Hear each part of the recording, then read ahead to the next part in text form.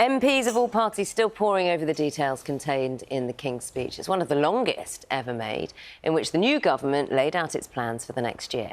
Let's get reaction now from Liberal Democrats Deputy Leader Daisy Cooper. Very good morning to you, Daisy Cooper. Could you give me a snapshot thought about what you heard yesterday? Of course. Well, look, during the general election, we Liberal Democrats were very clear about our priorities. We wanted a campaign to save the NHS and social care, take real action on the cost of living and put an end to the sewage scandal. So we welcome, of course, the announcement that there will be measures to tackle the sewage crisis and improve our waterways and, of course, long overdue reform of the Mental Health Act. But we're really clear that we want to see a really ambitious agenda from this government on health and social care. We had called for there to be a legal right for people to see their GP within 7 days, to get urgent cancer treatment within 62 days. So we're going to hold the government to account, particularly on those issues. Yeah, I know that social care was one of the main campaigning issues during the election campaign for you. Are you saying then that what you're hearing and seeing is a lack of ambition in that department? Well, as I say, the King's speech is there to set out legislative changes. Of course, there are lots of changes that the government could introduce in health and social care that don't require new legislation. So we'll have to wait a little while longer to see what else the government brings forward.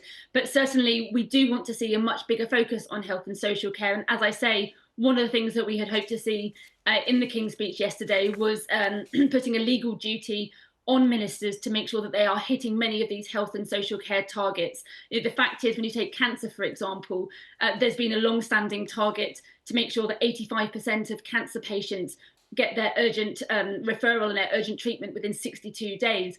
But under the Conservatives, the Conservative government missed that target every single year since 2015. So we think it's high time that there was a statutory duty so we can hold ministers to account for reaching that particular target. Yeah, in relation to many of the things you're talking about, social care and issues around the NHS, how long are you going to give the new administration before you are demanding or requiring results, as a lot of people will be doing?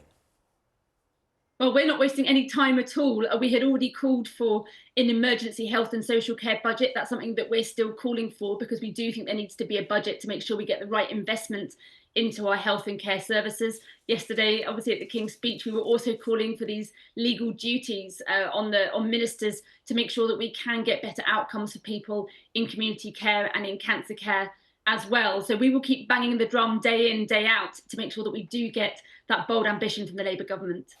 What did you hear in relation to the EU and our relationship with the EU?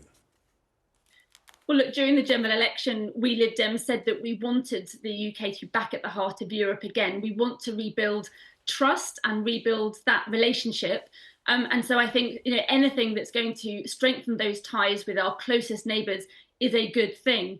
We set out in our manifesto things that we wanted to see. We think that there are various education programmes that the UK could either join or develop on its own, giving young people the right to work and study around the EU. So obviously there's more that could have been said, but certainly I think the fact that we've gotten away from the days of Boris Johnson and Liz Truss and their tweeting diplomacy, and we've got back to maybe having a government that at least will talk to and rebuild trust with our nearest allies and neighbours, I think is a good thing. Daisy Cooper, of course, when the election result came out, there's a lot of euphoria from Liberal Democrats about how many MPs you will have sitting in the Commons. We're there now. It's happening. The Commons is sitting. You are sitting right next to Conservatives, who are obviously in opposition. Can you give me a sense of what it feels like now you're there with your new fellow MPs?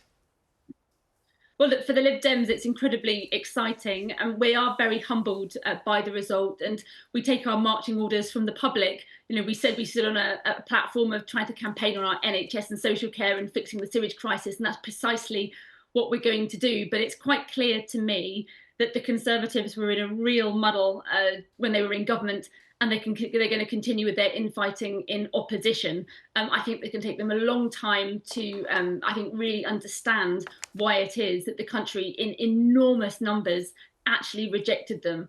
And whilst they are navel-gazing and trying to figure that stuff out, we will hold this government to account.